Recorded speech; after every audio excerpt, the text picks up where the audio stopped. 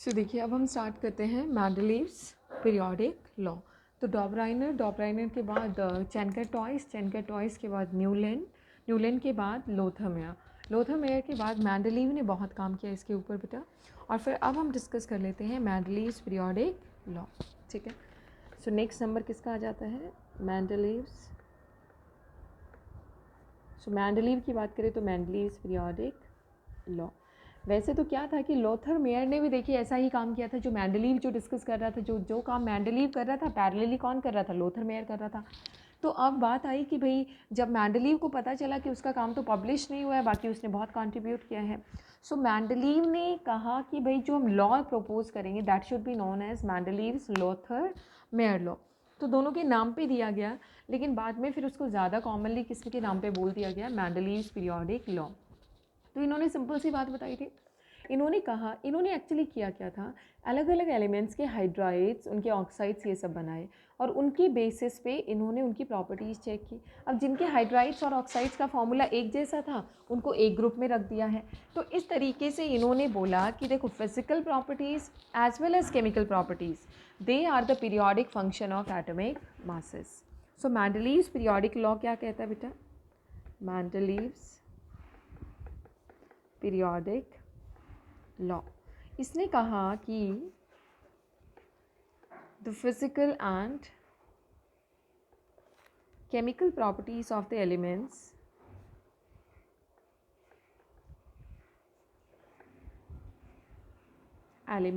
Are the periodic function of their atomic masses। जो बात Lothar Meyer ने बताई थी वही बात इन्होंने बताई, राइट। बट इन्होंने पीरियोडिक वे में बहुत अच्छे से अरेंज किया था एलिमेंट्स को, बहुत अच्छे से। तो इन्होंने ये बात तो बताई थी। ये तो पूछा जाता है कई बार कि what is Mendeleev's periodic law, तो आप ये बता सकते हैं कि उन्होंने कहा था कि physical and chemical properties of the elements वो किसका पीरियोडिक फंक्शन है? एटॉमिक मास का। अगर हम एटॉमिक मास को बढ़ाते जाएंगे, उनको इंक्रीजिंग ऑर्डर में रखते जाएंगे एलिमेंट्स को एटॉमिक मासेस के, तो क्या होगा कि कुछ टाइम के बाद सेम प्रॉपर्टीज़ वाले एलिमेंट्स रिपीट होना शुरू हो जाएंगे, मतलब एलिमेंट्स विद सिमिलर प्रॉपर्टीज़ एक दूसरे के नीचे आते चले जाएंगे। ठीक है, इनका मोर ज़्यादा फोकस इनका किस पे था? एटॉमिक मास के इंक्रीजिंग ऑर्डर पे नहीं था, सिमिलर प्रॉपर्टीज़ पे था। ये इनका बेस्ट पार्ट था। His more emphasis was, he is more emphasized the properties, not the atomic mass। क्योंकि बहुत सारे ऐसे केसेस हैं, जैसे आर्गन की बात करें और हम पोटेशियम की बात करें, तो मास वाइज तो आर्गन का मास ज़्यादा होता है पोटेशियम से, लेकिन इन्होंने आर्गन को पहले रखा और पोटेशियम को बाद में रखा। क्यों? क्योंकि प्रॉपर्टी वाइज वो वहाँ फिट हो रहा था। कुछ ऐसे भी एलिमेंट्स थे जो उस टाइम नहीं मिले थे, लेकिन इन्होंने क्या किया, उनके लिए स्पेस छोड़ दिया। जैसे एल्यूमिनियम के नीचे क्या आता है बेटा? गैलियम। सिलिकॉन के नीचे क्या आता है? जर्मेनियम। ना ही तो इनको ये जैसे हम बात करें क्या क्या इनका एम्फेसिस किस पे था? प्रॉपर्टीज़ पे। जैसे पोटेशियम और आर्गन, आर्गन का मास होता है 40 अप्रॉक्सीमेटली और पोटेशियम का 39। बट लिखते टाइम मास वाइज तो देखो आर्गन बाद में आना चाहिए था, पोटेशियम पहले, लेकिन इनका अरेंजमेंट मेंडलीव ने कैसे अरेंज किया? इन्होंने आर्गन को पहले रखा और पोटेशियम को बाद में रखा। पोटेशियम को कैल्शियम के वाले ग्रुप में रखा और आर्गन को नियॉन वाले ग्रुप में रखा। ठीक है, ऐसे बहुत सारे केसेस को इन्होंने मॉडिफाई किया। दूसरा, अगर हम देखते हैं आपका एल्यूमिनियम के नीचे आता है गैलियम और सिलिकॉन के नीचे आता है जर्मेनियम। सो देखो, एल्यूमिनियम के नीचे गैलियम, लेकिन गैलियम उस टाइम पे पता नहीं था, तो इन्होंने इसका नाम क्या रखा? एका एल्यूमिनियम बोल के स्पेस छोड़ दिया। ऐसे इन्होंने सिलिकॉन के नीचे जर्मेनियम आता है, पर वो उस टाइम मिला नहीं था, तो एका सिलिकॉन करके इन्होंने स्पेस छोड़ दिया। एका का मतलब संस्कृत में होता है सेम और वन। एका जो वर्ड है उसका मतलब क्या होता है? सेम और वन। इसका मतलब सिलिकॉन के जैसा, एल्यूमिनियम के जैसा। तो बाद में ये एका एल्यूमिनियम क्या बना बेटा? गैलियम। और एका सिलिकॉन क्या बना? जर्मेनियम। क्लियर है? तो ये भी इन्होंने किया। इन्होंने और क्या किया कि कुछ एलिमेंट्स का, देखो इन्होंने एटॉमिक मास निकाला कैसे था, इनका एटॉमिक, ये समझाने के लिए है। देखिए, एटॉमिक मास जो इन्होंने निकाला था वो कैसे निकाला था? इन्होंने लिया था इसका इक्विवेलेंट मास और इक्विवेलेंट मास को मल्टीप्लाई कर दिया था वैलेंसी से। Into valency. So equivalent mass into valency से इन्होंने एटॉमिक मास निकाला था। अब अगर हम बात करें बोरोन की अगर बात करें तो बोरोन की उस टाइम पे इन्होंने क्या सोचा कि बोरोन की वैलेंसी है 3, ठीक है, इसका इक्विवेलेंट मास है 4.5। तो उस हिसाब से कितना आ जाएगा, देखो एटॉमिक मास कितना आना चाहिए, 3 इंटू 4.5 कितना आ गया बेटा, this comes out to be 13.5। कितना आ गया है, 13.5। इसका मतलब बोरोन की पोजीशन क्या होनी चाहिए, position of boron should be होना क्या चाहिए बेटा, it should be between carbon and nitrogen, यहाँ आना चाहिए बोरोन, ये होगा एक्सपेक्टेड। बट जब इन्होंने देखा कि बोरोन की जो प्रॉपर्टीज़ हैं दे आर सिमिलर टू, वो किसके जैसी हैं, बोरोन की जो प्रॉपर्टीज़ हैं वो इस वाली फैमिली में फिट नहीं होती हैं, वो कार्बन से पहले वाले ग्रुप में फिट होती हैं। तो इन्होंने बोरोन को कहाँ प्लेस किया, कार्बन से पहले वाले ग्रुप में इसको प्लेस कर दिया, ठीक है। तो इस तरीके से इनका जो एम्फेसिस था वो ज़्यादा किस पे था बेटा, the emphasis was more on the properties rather than that of atomic masses. Clear है। तो यहाँ ना रख के बोरोन को कहाँ रखा, कार्बन से पहले रखा बोरोन को। क्लियर हुआ। तो ये इनके क्या हो गए, एडवांटेजेस हुए। इन्होंने एक पीरियोडिक टेबल अरेंज की, उस टाइम पे अप्रॉक्सीमेटली 65 एलिमेंट्स नॉन थे उस टाइम पे, ठीक है। इन्होंने कैसे अरेंज किया बेटा, इन्होंने बोला कि इन एलिमेंट्स को हम अरेंज करेंगे तो हम इनके ग्रुप्स और पीरियड्स बनाएंगे। तो ग्रुप्स क्या है, ऐसे रखा है एलिमेंट्स को, ऐसे बॉक्सेस बना के। तो देखो जो हॉरिजॉन्टल रोज है वो तो पीरियड्स, और जो वर्टिकल कॉलम्स है they are groups. So vertical columns को क्या बोला गया, ग्रुप्स, और पीरियड्स किसको बोला गया बेटा, हॉरिजॉन्टल रोज को क्या बोला गया, पीरियड्स बोला गया। तो टोटल ग्रुप्स कितने थे, टोटल 9 ग्रुप्स थे। किस तरीके से, first, second, third, fourth, fifth, sixth, seventh के बाद जो इनका ग्रुप था वो 8th, और 8th के बाद था बेटा 0 ग्रुप। तो टोटल कितने ग्रुप्स हो गए, 9। सॉरी मैंने ग्रुप्स गलत बोल दिया है, पीरियड सही बोला है, ग्रुप्स। टोटल ग्रुप्स कितने थे, 9, और टोटल पीरियड्स कितने थे बेटा, 7 पीरियड्स। तो देखो ये वाले जो है ना, ये तो ग्रुप्स है, और ये वाले पीरियड्स हैं। मैं आपको एक बार मेंडलीव्स पीरियोडिक टेबल दिखा देती हूँ। उस टाइम पे जो इन्होंने मॉडिफाइड मेंडलीव्स पीरियोडिक टेबल इस तरीके से है, देखिए this is modified Mendeleev's periodic table. तो इन्होंने ऐसे, ये जो है ना, ये आपके 1 2 3 4 5 up to 7 these are periods. और ये जो हॉरिजॉन्टल है देखो 1 first second third fourth fifth six seventh eighth 0। उस टाइम पे तो यही था, बाद में इनको बना दिया गया 1A 1B 2A 2B 3A 3B 4A 4B 6 5A 6 7 8 अकेला रहा, राइट बेटा। तो ये है मॉडिफाइड। तो देखो जैसे एल्यूमिनियम है, एल्यूमिनियम के नीचे उस टाइम पे ये एलिमेंट डिस्कवर्ड नहीं था, तो इसको क्या नाम दिया गया, एका एल्यूमिनियम। सिलिकन है, सिलिकन के नीचे जर्मेनियम उस टाइम पे एक डिस्कवर्ड नहीं था, तो इसको क्या नाम दिया गया, एका जर्मेनियम। तो कोई अगर आपसे पूछे एका एल्यूमिनियम किसका नाम था, गैलियम का, एका सिलिकन किसका नाम है, जर्मेनियम का। क्लियर हो गया बेटा। तो ये हुआ इनके कुछ प्रेडिक्शंस भी इन्होंने किए, जो नहीं एलिमेंट्स मिले उनके लिए स्पेशल पोजीशंस छोड़े। तो ये सारे इनके क्या बोले जाते हैं, एडवांटेजेस। सो मेंडलीव्स पीरियोडिक टेबल में अगर हम देखें, मेंडलीव्स पीरियोडिक लॉ क्या है, इसने क्या बताया, इन्होंने यही बताया कि जो एटम में जो फिजिकल और केमिकल प्रॉपर्टीज एलिमेंट्स की, that the periodic function of their atomic masses. क्या इन्होंने कहा कि टोटल पीरियोडिक टेबल में जो हॉरिजॉन्टल रोज हैं उनको तो हम बोलते हैं पीरियड्स, और जो वर्टिकल कॉलम्स हैं उनको बोलते हैं ग्रुप्स। 9 ग्रुप्स हैं और 7 पीरियड्स हैं। इस तरीके से अभी आपको डिस्कस भी हमने कर लिया है। अब इन्होंने कहा इसके एडवांटेजेस क्या थे, एडवांटेजेस और यूजफुलनेस कुछ भी आप बोल सकते हैं ऑफ द टेबल। हम कौन से टेबल की बात करें बेटा, मेंडलीव्स पीरियोडिक टेबल। पहला, बहुत सिस्टमैटिक हो गया तो स्टडी करना, सिस्टमैटिक अरेंजमेंट ऑफ एलिमेंट्स, बहुत सिस्टमैटिक अरेंजमेंट था एलिमेंट्स का। So it becomes easy to study the properties of the elements. उनकी प्रॉपर्टीज स्टडी करना क्या हो गया बेटा, ईजी हो गया है। सेकंड क्या था, prediction of unknown elements. Unknown elements की इन्होंने क्या कर दी थी, प्रिडिक्शन कर दी थी। जैसे gallium was not discovered at that time, so named as एका एल्यूमिनियम। क्यों नाम दिया गया ये, क्योंकि एल्यूमिनियम के नीचे आता है और एल्यूमिनियम की जैसी ही इसकी प्रॉपर्टीज़ हैं, because it has properties similar to, it has properties similar to, किसके जैसी है बेटा, एल्यूमिनियम। गैलियम की प्रॉपर्टी सिमिलर है किसके, गैलियम के। फिर germanium was named as eka silicon.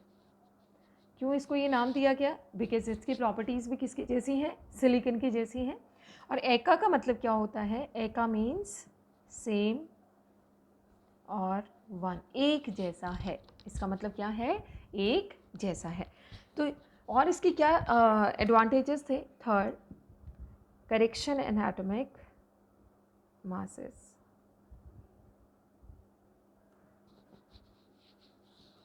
Of some elements, कुछ एलिमेंट्स के एटॉमिक मासेस में इन्होंने क्या कर दिया, करेक्शन किया। जैसे फॉर एग्जांपल बोरोन, बोरोन का एटॉमिक मास उस हिसाब से, देखो इन्होंने एटॉमिक मास कैलकुलेट कैसे किया, फॉर्मूला लगाया वैलेंसी इनटू इक्विवेलेंट मास, ये फॉर्मूला लगाया था। और उस टाइम पे इनके हिसाब से बोरोन की वैलेंसी कितनी थी, 3, और इसका इक्विवेलेंट मास कितना था बेटा, 4.5।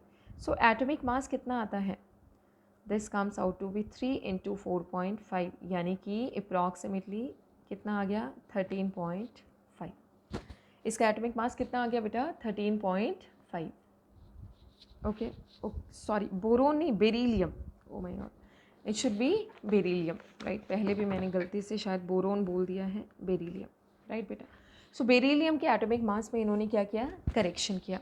तो कैसे, atomic mass should be 3 into, जो बेरिलियम का एटॉमिक मास है वो क्या आ गया है, 3 into beryllium.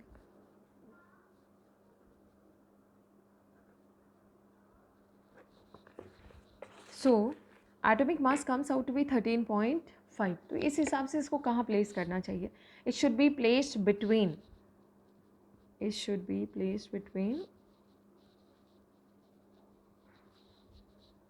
Carbon and nitrogen, क्योंकि कार्बन का मास है 12 और नाइट्रोजन का 14 और इसका है 13.5। पर इसकी प्रॉपर्टीज सिमिलर होती हैं किसके, मैग्नीशियम एंड कैल्शियम के, but beryllium has properties similar to calcium and magnesium, so placed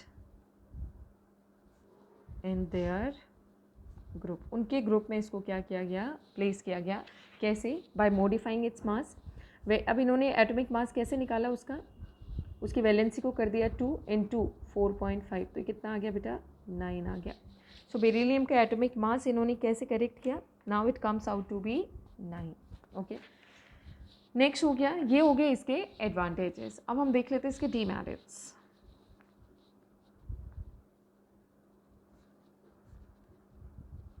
Mendeleev's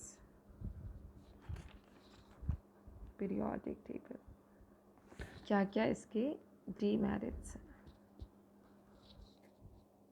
so demerits या डिफेक्ट्स देखने से पहले देखो इनके एक्सप्लेनेशंस क्या क्या थे, क्या क्या इन्होंने अच्छी चीज़ बताई। सिस्टमैटिक अरेंजमेंट हो गया था, ठीक है। दूसरा बेरिलियम की अगर हम बात करें तो बेरिलियम की वैलेंसी इन्होंने मानी 3 और इक्विवेलेंट मास 4.5, तो मल्टीप्लाई करते हैं तो 13.5 आता है, तो यानी इनके बीच में होना चाहिए था। बट वो इनके बीच में ना प्लेस करके कहाँ प्लेस कर दिया गया, सेकेंड ए ग्रुप में प्लेस कर दिया गया। उसकी प्रॉपर्टीज सिमिलर थी, क्योंकि किससे, मैग्नीशियम और कैल्शियम से, ठीक है। ये इन सब इनके क्या थे बेटा, एडवांटेजेस थे। एल्यूमिनियम के नीचे नहीं मिला था तो एका एल्यूमिनियम, सिलिकॉन के नीचे नहीं पता मिला था तो उसको बोल दिया गया एका सिलिकॉन, ठीक है। इवन एका बोरोन भी बोला गया, स्कैंडियम को क्या बोला गया, एका बोरोन। तो आपसे बाई चांस कोई पूछे व्हाट इज एका boron, so you can go for scandium, ठीक है। अब बात आती है डीमेरिट्स, इसके लिमिटेशंस क्या थे। पहली चीज़, अगर हम बात करें हाइड्रोजन की, हाइड्रोजन को उन्होंने किस ग्रुप में रखा है, 1A में, फर्स्ट के ए ग्रुप में रखा है, लेकिन हाइड्रोजन की प्रॉपर्टीज सिमिलर हैं किस ग्रुप से, 7th ग्रुप एलिमेंट से भी, फ्लोरीन, क्लोरीन, ब्रोमीन वगैरह के साथ। सो प्रॉपर पोजीशन नहीं दी गई हाइड्रोजन को। सेकेंड, अगर हमें किसी पर्टिकुलर ग्रुप की बात करें, जैसे फर्स्ट ग्रुप की बात करें, इन्होंने कहा था कि एक ग्रुप में वही एलिमेंट्स होंगे जिनकी प्रॉपर्टीज सिमिलर होंगी, बट ये देखो हाइड्रोजन, लिथियम, सोडियम, पोटेशियम, इन सब की जो प्रॉपर्टीज़ हैं वो तो एक जैसी हैं, बट कॉपर, सिल्वर, गोल्ड, इनकी प्रॉपर्टीज़ क्या हैं, अलग हैं। जबकि इनको रखा किस ग्रुप में गया है, फर्स्ट ग्रुप में रखा गया है। सो ये सारे सिमिलर प्रॉपर्टी के, ये सारे आपस में तो सिमिलर है बट इनकी आपस में सिमिलैरिटीज़ नहीं है। So what are the basis of this criteria. उसके बाद अगर हम बात करें आर्गन की और पोटेशियम की, आर्गन का मास देखिए आप कितना है बेटा, 39.948 और पोटेशियम का क्या है 39। तो इसका मतलब हुआ कि आप बोल तो रहे हैं periodic function of their atomic masses, लेकिन आपने उल्टा रख दिया है कुछ एलिमेंट्स को। निकल का और कोबाल्ट का केस देख लो, कोबाल्ट का मास है 58.93 और निकल का है 58.71, बट पहले कौन आया है, कोबाल्ट आया है। तो यहाँ पे भी कोई करेक्ट एक्सप्लेनेशन नहीं है। तो इन सारी चीज़ों को जब डिस्कस किया गया तो पता चला बहुत सारी प्रॉब्लम्स हैं इसमें। जैसे टेल्यूरियम और आयोडीन का देख लो, टेल्यूरियम का 127.60 है, इसका 126.90 है। तो यहाँ पे भी कोई ऑर्डरिंग नहीं है, यहाँ भी कोई ऑर्डरिंग नहीं है। ऐसे करके पोटेशियम और आर्गन में भी डिफरेंस है, तो इसके लिए भी कोई एक्सप्लेनेशन नहीं था।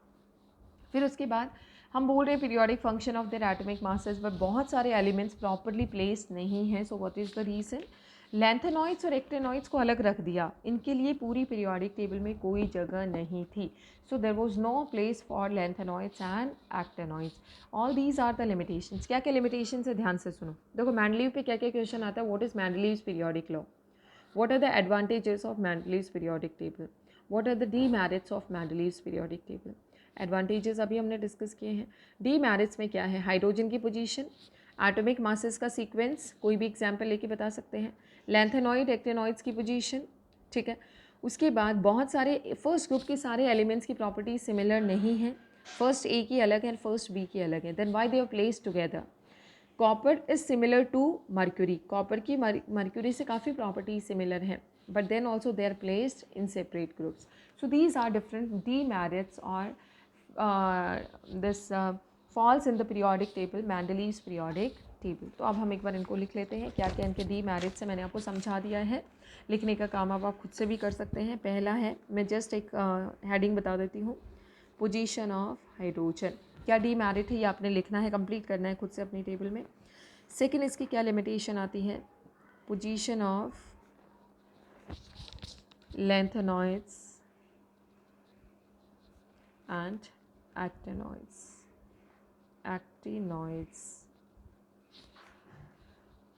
no position or no place of for lanthanoids and actinoids in the periodic table। Periodic table में कोई प्लेस नहीं है। Position of hydrogen is 1A but it has properties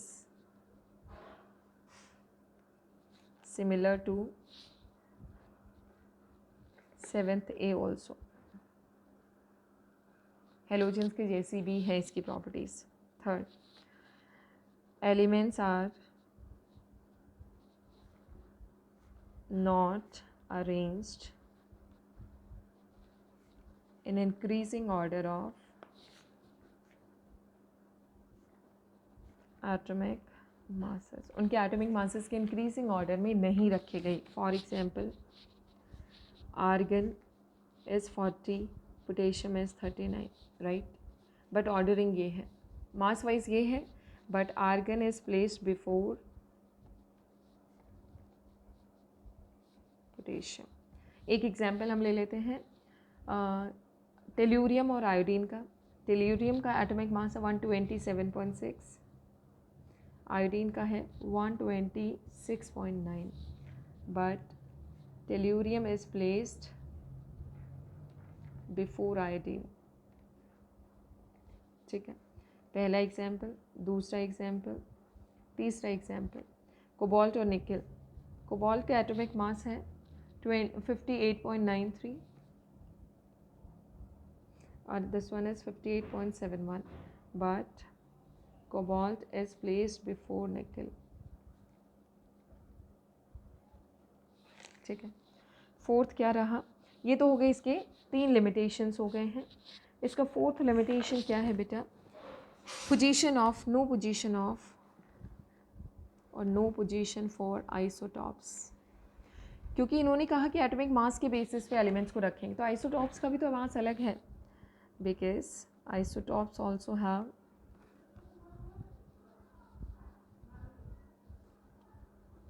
different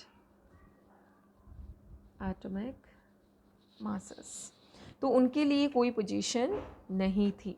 ठीक है, नेक्स्ट है no correlation between the properties of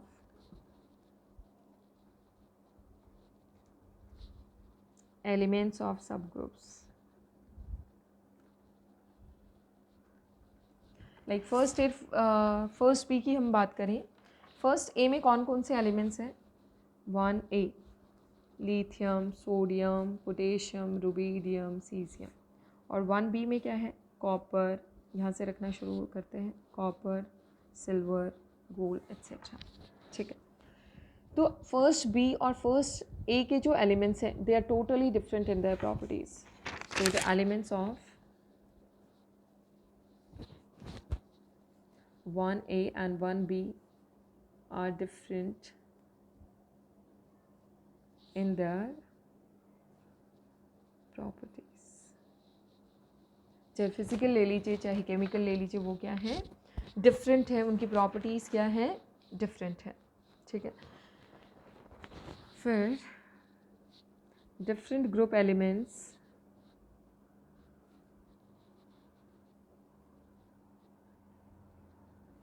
have similar properties। Different group elements की जो properties हैं वो क्या है? सिमिलर है। फॉर एग्जाम्पल 1B का ले लें कॉपर और 2B का ले लें हम mercury, they have similar properties but they are placed differently, but placed differently. ठीक है बेटा, so these are the different points related to Mendeleev's periodic table. It's all about Mendeleev's periodic table. अब बात आएगी आपके मॉडर्न पीरियोडिक टेबल की, और जो long form of periodic table है उसकी हम बात करेंगे, और उसको हम बोलते हैं मोज़ले पीरियोडिक टेबल। ये वाला जो पीरियोडिक टेबल है ना, इसको क्या बोला जाता है? मोज़ले पीरियोडिक टेबल। ये मेंडलीव नहीं है, मेंडलीव ने जो हमने अभी डिस्कस किया था वो वाला था, और जो लेटेस्ट जो आज हम पढ़ते हैं वो कौन सा है? मोज़लेस पीरियोडिक टेबल।